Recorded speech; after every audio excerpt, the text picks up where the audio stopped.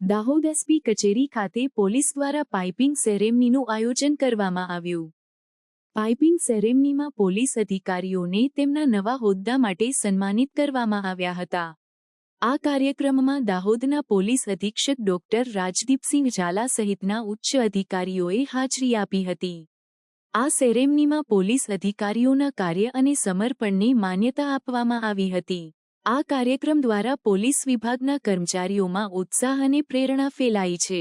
આ સાથે પોલીસ વિભાગના કાર્યક્ષમતા અને શિસ્ત માટે આ સેરેમની મહત્વપૂર્ણ બની છે.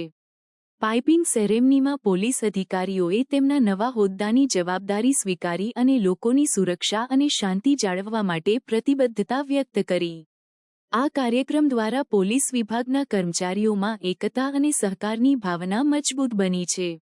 દાહોદ એસપી કચેરી ખાતે યોજાયેલી પાઇપિંગ સેરેમની પોલીસ વિભાગના કાર્ય માટે એક મહત્વપૂર્ણ પગલું છે.